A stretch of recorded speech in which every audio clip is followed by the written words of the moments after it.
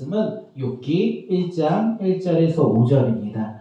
욥기 1장 1절에서 5절 신앙을 전수해요 라는 제목으로 함께 말씀을 나누고자 합니다. 욥기 1장 1절에서 5절 우리 함께 말씀 읽도록 하겠습니다.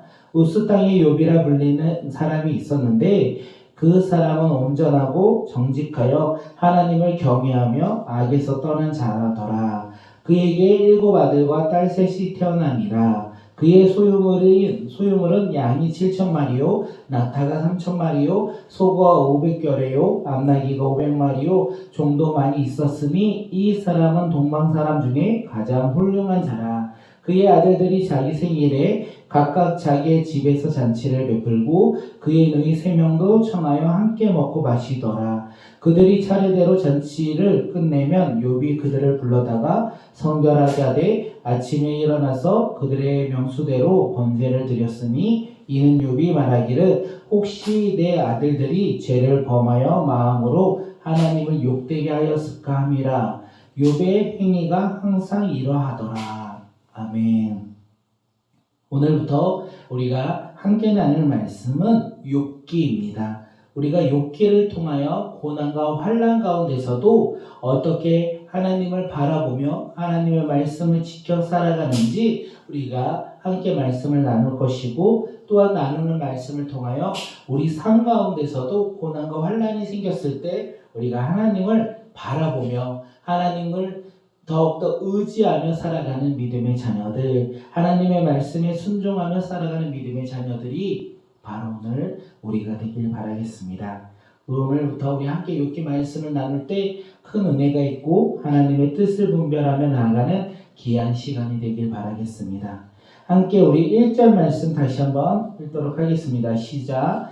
우스 땅에 욥이라 불리는 사람이 있었는데 그 사람은 온전하고 정직하여 하나님을 경외하며 악에서 떠난 자더라. 욥기는요, 우스 땅에 있는 욥에 대해서 소개로 이 말씀이 시작되고 있습니다. 그런데 욥을 소개할 때 단 한마디가 끝이에요. 오늘 읽었던 우스 땅에 욥이라 불리는 사람이 있었는데 그의 아버지가 누구인지 어느 나라 사람인지 전혀 알려지지 않고 있다는 것입니다. 우리가 이 말씀과 동일한 시대가 아마 족장 시대의 아브라함의 시대가 아닐까라고 생각을 많은 사람들이 이야기를 해요. 아브라함을 소개할 때는 어떻게 소개합니까? 데라의 족보, 자신의 믿음의 족보를 얘기하며 자신의 아버지의 족보, 아버지인 데라의 족보를 말하면서 아브라함을 소개해요.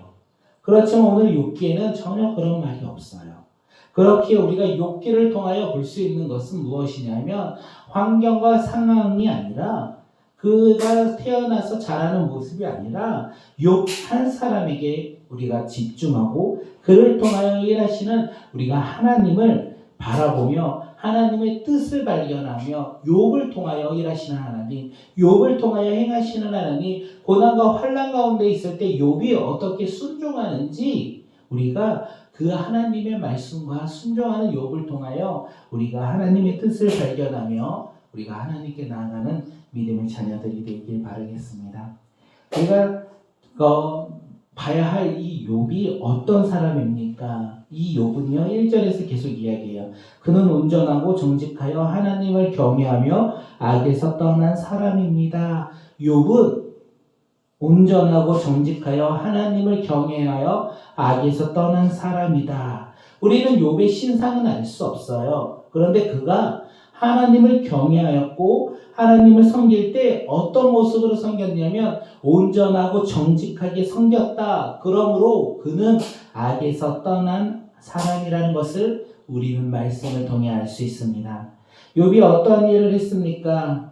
욥은요 하나님을 경외한 사람입니다. 그는 하나님을 경외한 사람으로서 올바르게 정직하게 행동함으로 말미암아 언제나 하나님께 영광을 올려드린 사람이라는 것을 우리가 1절을 통하여 알 수 있다는 거예요.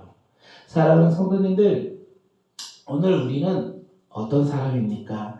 요처럼 하나님을 경외하는 사람입니까? 아니면 하나님을 경외하지 않고 내가 주인되어 내 스스로를 높이며 살아가고 있는 사람입니까? 우리가 만약 욥처럼 하나님을 경외한다면 우리는 어떠한 일을 하든지 정직하게 온전하게 행하는 자, 하나님을 바라보며 정직하게 온전하게 행함으로써 우리의 모습이 하나님께 영광을 올려드리는 믿음의 삶으로 살아가는 믿음의 자녀들이 되시길 바라고, 또한 만약에 내 자신이 주인 되어 내 스스로 높아지는 교만한 모습으로 살아갔다면 그것을 내려놓고 욥처럼 하나님을 바라보며 하나님을 경외하는 믿음의 자녀들이 되시길 바라겠습니다. 오늘 우리의 삶, 이 가을 아침 기도회를 통하여 우리가 살아가야 할 삶의 모습이 바로 욥의 모습이 아닐까 생각합니다. 그것이 오늘 우리 삶 가운데 회복으로 나타나길 바라겠습니다. 하나님을 두려워하며 하나님을 경외하며 하나님을 경외함으로 말미암아 우리가 하나님을 섬길 때 온전하고 그리고 정직하게 주님을 바라보며 악에서 떠난 모습으로 하나님께 나아가는 자들이 바로 오늘 우리가 되길 바라겠습니다. 그것이 오늘 우리의 가을 아침 기도의 신앙의 첫걸음이 되었으면 좋겠습니다. 오늘 가을 아침 기도의 5일차에 우리가 깨달아야 될 것이 무엇입니까? 하나님을 경외하는 자. 그저 하나님을 경외하는 자가 바로 오늘 우리가 되길 바라겠습니다. 하나님을 경외하며 하나님을 섬기는 자는 어떤 모습으로 섬깁니까? 정직하게, 온전하게, 내 뜻과 내 환경과 내 삶을 바라보지 아니하고 하나님만 바라보며 하나님께 집중하며 살아가는 것이 아닐까 생각되어집니다. 그런 삶에서 죄에서 떠난 삶, 우리가 죄에서 떠난 하나님을 바라보며 의로운 삶, 예수 그리스도를 믿음으로 말미암아 의롭게 된 우리가 이제는 죄를 짓지 아니하고 죄 가운데 살아가지 아니하고 이제는 온전히 하나님 나라에 소망을 두며 하나님께 영광을 올려드리며 살아가는 삶, 그 삶이 바로 오늘 우리의 삶이 되길 바라겠습니다. 그럴 때 하나님이 말씀하셨어요. 복을 주신 거예요. 하나님께서 주신 복이 바로 하나님을 경외한 욥에게 이루어졌다는 것입니다. 욥에게요, 아들 7명이 있었습니다. 그리고 딸 3이 있었어요. 또 수많은 가축과 수많은 종들이 있었다라고 오늘 말씀은 이야기합니다. 욥을 한마디로 정리하면 동방에서 으뜸가는 부자다, 이렇게 불리었대요. 욥은 동방에서 으뜸가는 부자. 그런데 우리가 여기에서 하나님을 경외하고 하나님을 섬기며 살아간다면 우리는 물질의 풍요를 얻을 수 있다라고 생각되어질 수 있는데 꼭 그렇지만은 않아요. 하나님을 경외하며 살아갈 때 욥에게는 하나님이 물질의 풍요를 허락하셨다는 거예요. 그런데 하나님을 경외하며 살아갈지라도 물질의 풍요만이 축복이다라고 볼 수가 없습니다. 그렇기에 사람의 경우와 하나님의 뜻에 따라 이게 다를 수 있다는 거예요. 욥은 하나님께서 그에게 물질의 풍요를 주셨지만 모든 사람들에게 하나님을 경외한다고 해서 물질의 풍요를 주신 것이 아니라 하나님을 경외하는 모든 사람에게 동일하게 주신 것은 구원이고, 그 구원을 바라보며 살아갈 때 하나님은 각 사람에 맞춰서 그 사람의 환경에 따라 주신 것이 다를 수도 있다는 것을 우리가 생각하며 나아가는 믿음의 자녀들이 되길 바라겠습니다. 욥은요, 이렇게 하나님을 경외했던 사람입니다. 욥은 하나님을 경외하며 살아갔던 사람이며 하나님을 경외한 그의 가정은 과연 어떤 가정이었겠습니까? 우리 한번 욥의 가정을 한번 돌아보며 함께 보도록 하겠습니다. 욥의 가정은 아들들이 자기 생일이 되면 돌아가면서 자기 집에 잔치를 베풀어요. 그리고 형제들을 부르고 누이 3명도 함께 청하여 먹고 마시며 기쁨을 나누는 화목한 가정이었다는 거예요. 욥의 경건한 삶을 통하여 그의 가정은 화목한 가정이었다는 거예요. 하지만 욥은 여기에서 멈추지 않습니다.